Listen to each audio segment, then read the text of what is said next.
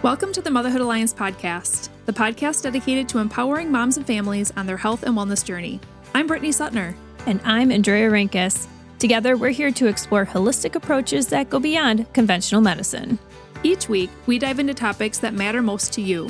Everything from nutrition and mental health to alternative therapies and natural living. And whether you're a new mom navigating the early stages of parenthood or a seasoned pro looking for new ways to support your family's well-being, you're in the right place. Even better, all of our guests are local small business owners who you can actually talk to and work with.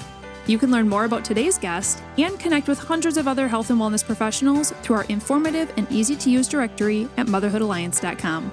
Before we get started, keep in mind that this podcast is for informational and educational purposes only and is not a substitute for personal healthcare advice. Please consult your healthcare provider before making any changes based on the podcast content. Thank you for joining us on this journey. Are you ready to help your family thrive? Let's get started.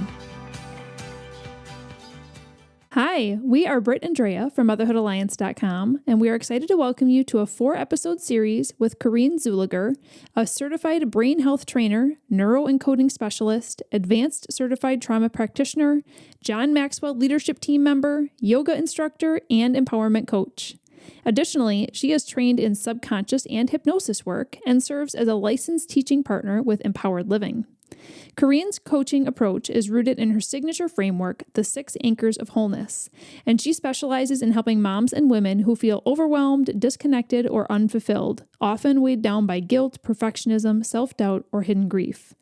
As you'll hear in her episodes, her mission is deeply personal, which is why she is so passionate to help women break free from negative self-talk, past traumas, and anxiety over the future. Outside of her coaching, Corinne hosts the Secret Keep Hers podcast and cherishes time spent with her husband of over 30 years and their 3 grown kids. We hope you are ready to learn as much as we did from Corinne. Let's jump into today's episode. Hey, everybody. Welcome to the podcast. We are super excited to welcome Corinne. Welcome today.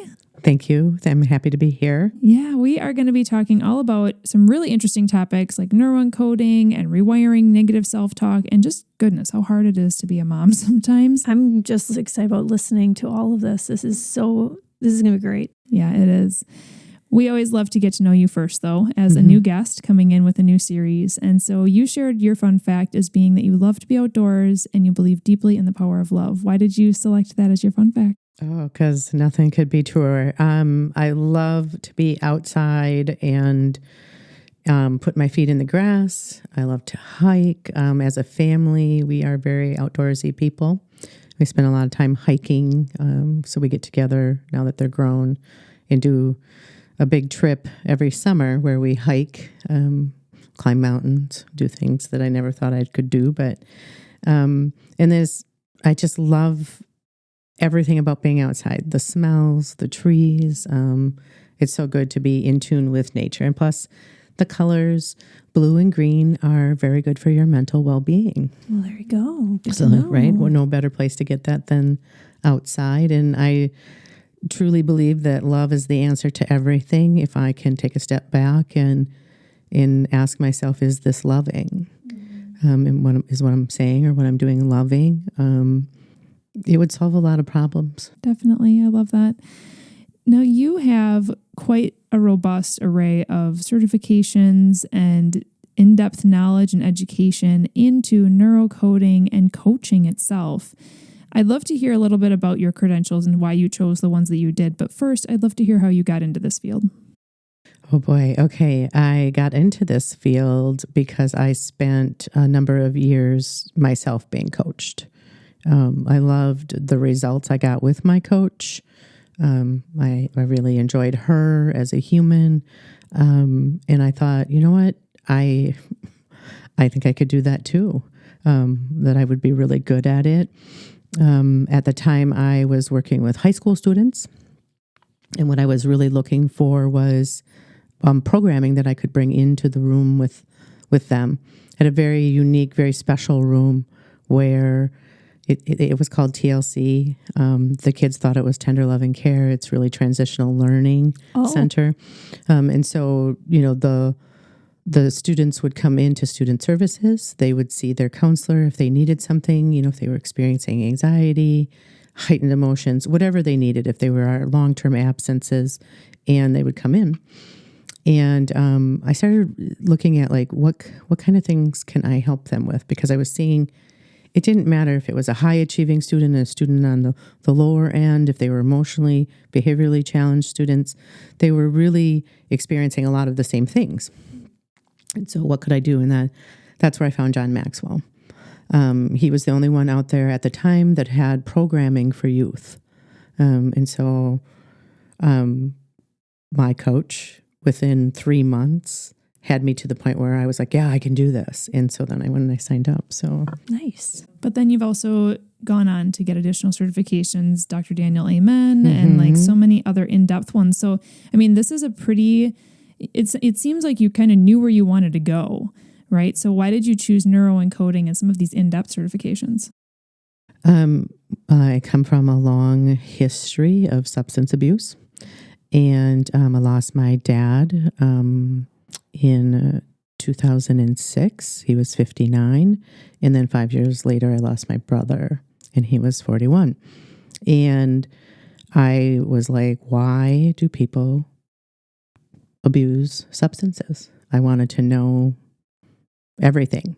And that got me digging into the trauma certifications, the brain science, and really understanding how we function as humans, or maybe how we are not functioning as humans. So really looking deeply into, sure, the science piece of it, but then understanding the self-love portion of it and these tools. I also have a mentor. His name is Paul Martinelli. Paul grew up a lot like I did, and I related so much to him. I'm like, I want to do what he does. Well, let's jump into the science a little bit, because we've mentioned the word neuroencoding a couple of times. Sure. What does that even mean? Well, it's actually a word that Joseph McClendon III, my mentor, coined himself. And it's really taking the science of the neuroscience and blending it into rewiring yourself. So you're encoding your body, encoding your brain to have new thoughts. So, we habitually, we default to the negative, and I say that in the most loving way, but it's because the primitive part of our brain, the amygdala, is looking for the danger, right? That we used to have to really be worried about the bear outside, either in the cave, if I'm going to go in, or what's lurking outside of the cave.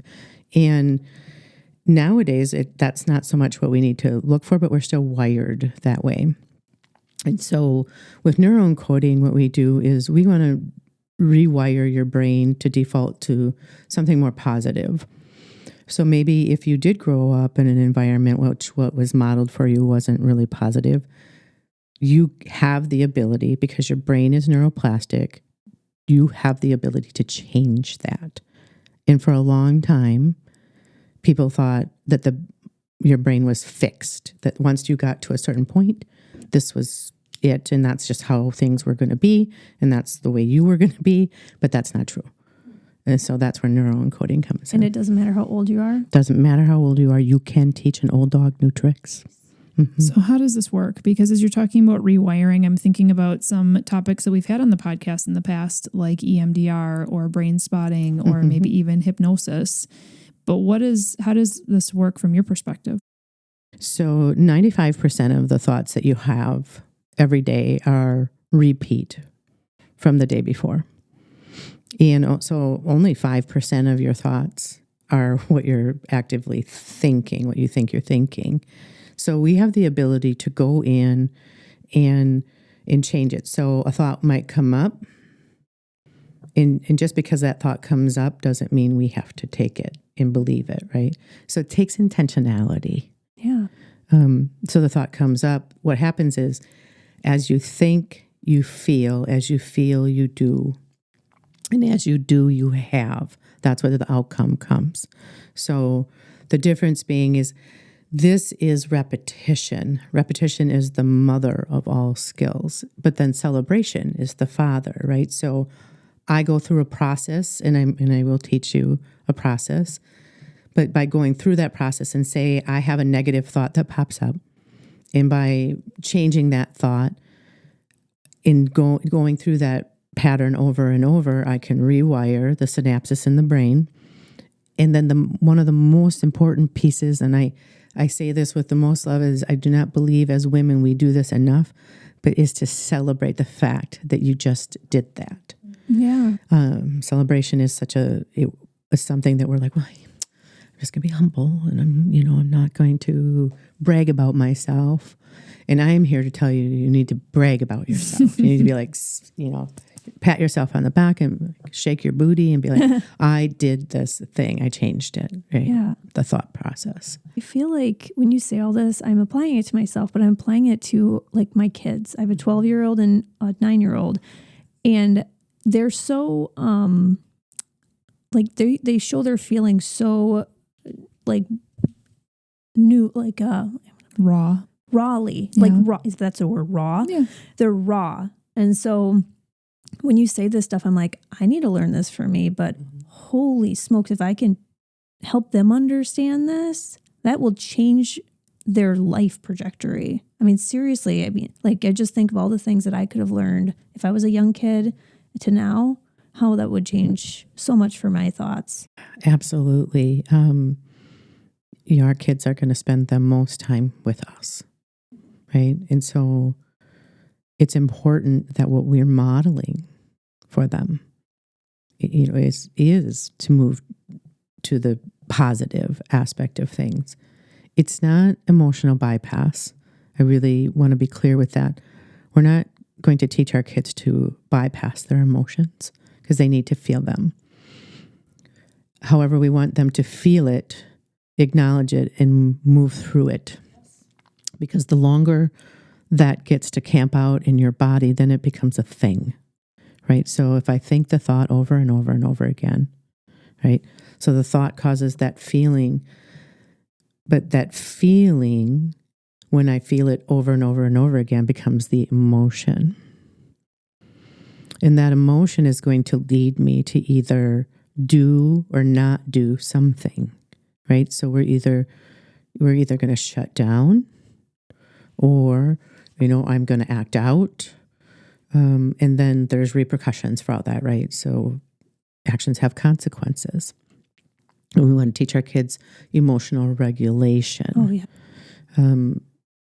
It's not modeled really well on TV. It certainly isn't modeled well on social media or video games or on the playground often, right? So we get to do that at home and hope that carries when they are not in our presence. Right. And modeling. So you're saying obviously modeling is a huge part of this. Mm-hmm. And okay, I get that. Yes. I think for me, when I struggle with this, because when my kids are having exactly what you're saying, an emotional breakdown because they're emotionally irregulated, they get that this isn't a behavior that they should be having, but they are feeling that angry feeling or whatever. Mm-hmm. As a mom, it's hard for me to feel like I can help them in the moment. And so I feel like that's part of the big challenge is like, yes, I get that, but like, how do I speak to them? And maybe that's more of a broader topic or something, but it's just really tough as moms when we feel like we're doing the best we can and we try to model the best we can. And yes, we make mistakes and we own up to them. At least I try to. Mm-hmm. But when it's in that moment, it's really hard to help them get out of it. Get out of that thought pattern. Yeah. So one of the things with your kids that you can do, because, in teaching that emotional regulation, is bring the hand to the heart, right? It's about reconnecting with self. So the hand to the heart and taking a nice deep breath in and then exhale out. And then the question I ask is, why am I feeling this, right? Because typically when an emotion is brought on, there's an underlying something, right? The trigger behind it isn't, it's not necessarily what they think it is, right? So once we get them emotionally regulated, which, calming the nervous system down, really the hand to the heart and the deep breath, that helps them pause long enough. And just by acknowledging too, I understand that you feel whatever they're feeling, angry, upset, teaching your kids when they're little, all the different emotions. They were saying, like, I think it was Brene Brown said, the average adult really only understands like 4 emotions. It's not many. And you think about that as you're going about in the world, right? The easiest emotion to go to is anger, right? So we're quick to anger, but how do I come back from that, right? Why am I angry? I start to get curious. What did I make it mean about me? I think as moms, though, too, we oftentimes have this slow buildup of long-term feelings. Like, I love what you just said about being in the moment and putting your hand over your heart, and that can apply to kids and adults. But with really adults in general, I shouldn't even just say moms. This can absolutely happen to dads or even adults who don't have kids. But we hit burnout, which is a slow grind of emotion that gets deep, right? Mm-hmm. Or guilt. I mean, even as a parent, I constantly feel guilty, and it may not be about things in the past. It's things about what I need to do in the future, right? And just the task list itself. Mm-hmm. So can you help us understand how you walk people through these like long-term challenges? Okay, so when you're looking at things, especially guilt, perfectionism is a big thing with moms. You said burnout. We're going to use things like the stop technique. And we're going to look around, and I'm going to teach you things about how to take in the world, right? This is when we're talking about, that rhythm. I think as moms, we're like, we have these tight schedules and we have all these things we need to do, and the house needs to look this way, and the kids all need to be clean. And, and we get caught up in this, maybe it's comparison of, like, is it going to be good enough, right? And this is where you get to take a step back and be like, this is your house. These are your children. And things are not going to be perfect. Like often as women, perfect is something that we go to, right? It needs to be perfect. It needs to look a certain way. But it's just not. And releasing yourself from that is important. By, applying the stop techniques, even just taking that time for you. Because what I find with women is we don't take the time for ourselves. There can be a lot of societal pressure about what motherhood should look like. I'm going to put in air quotes, shoulding, right? We're shoulding on ourselves all the time that, if the kids are having a tantrum out in public, somehow that's the mom's fault. And here's the reality. That is not your fault that child is right now not emotionally regulated. Because that is another human being of which you cannot control. Control is a big issue for me. So taking people through this healing process really starts to taking the look inward is, why does it need to look perfect or be perfect? Why do I stack all of these things on top of myself? So for me, when I was raising the kids, I had the idealism. I grew up in the 70s, and this was a period of time where women were really beginning to take back their power, if you will. We were stepping into moving from, one person being employed to having the, two incomes and bigger houses and nicer cars. And so we moved from, the mom in the mom role, again, air quotes, mom role. We moved from having that be our primary focus to having jobs in wanting to, prove like I could do it all. There was this commercial back then, and it was a perfume commercial, Anjali, and it was like, I can bring home the bacon, fry it up in a pan, never let you forget you're a man because I'm a woman. And that whole thing was like, I can do it all and I don't need to ask for help. But we do. Yeah. We do need help. We need groups like the Motherhood Alliance to be able to connect us to, resources that we need as mothers. We also need to take that time for ourselves, even if it's just 15 minutes of alone time. I mean, I don't know how many people I've talked to that alone time was like, I'm going to take a shower, right? That alone time started to, but really your basic needs, that shouldn't be what you're doing for yourself. Right. Absolutely. I mean, I have a list of items that I'm going to try a new coffee shop. I'm going to go out for a walk. I'm going to take care of my body. I'm going to listen to some soothing music that I want to listen to that doesn't sound like Barney. I know that dates me as a mom, but that's what it was, right? So, doing those things that to take care of you. So in the neuroencoding, in the path, in learning how to rewire your brain, essentially is rewiring the mom brain, that rewiring it from thinking that it's got to be perfect, that we got to do all the things. One of the things I wish I would have done as a mom was said no. Oh, yeah. That we're not going to do all the premier sports and all the things that kind of overwhelmed everybody. For me, that, with trying to keep up with what everybody else expected of me and not asking for help, believing that I needed to do it all myself because I was the mom, right? You're the mom. That had me literally on the bathroom floor wanting to take my life. Oh, man. And so, my husband's in the shower. I'm crying. I have no idea why I'm crying. It's Saturday morning. I think, you're right, I'm overwhelmed. I'm burnt out. And I slide the shower curtain open, and he just looks at me and says, Corinne, I can't help you.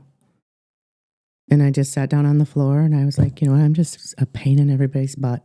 And I really don't know what I'm doing, and I just don't want to do this anymore. And I'd be better off dead because I'm just too much for everybody. And then this little voice inside of me said, pick up the phone, Corinne. And I did. And I called a friend at church, an older woman. And this is where the wisdom comes in, right? From the older women. And she's like, here's what, you're not there alone. Here's what you need to do. And she walked me through what I needed to do. And then from there, I got help. But it is in that believing that we can't ask for help that somehow makes you look like a failure. And you're not. And so reprogramming that. So that's where neuroencoding will come in. And we're going to teach you some techniques and different things like that. But just a reminder, again, if I'm going to teach my kids hand on my heart, I do that for myself. Yeah, you'll see me do it quite a bit because it's like hand on my heart, deep breath. I am safe. I am worthy. I do belong. 3 mantras I say to myself. Thank you for sharing your tender story. I mean, I think a lot of women can relate, right, to the burnout and the bottom, hitting the bottom. And I think we're all deeply excited to have you walk through this process. Yeah, I'm prepped. Because you've hinted toward it, but listeners, we're going to be saving that for a future episode. So make sure you stay tuned for Corinne's next 3 episodes. You do have something on your website that is a free download. It's a workbook. Yes. Why don't you tell us a little bit about that? This is about reconnecting to love, which is within you. I choose the word love because it's very neutral, right? So it's really about reconnecting to your higher self. It's what's inside of you, because all of the answers that you need are truly inside of you and your connection to your higher power. And so this workbook is going to take you through some processes, help you learn some breathing techniques, some mantras, and really taking a look at, how do I get back to me?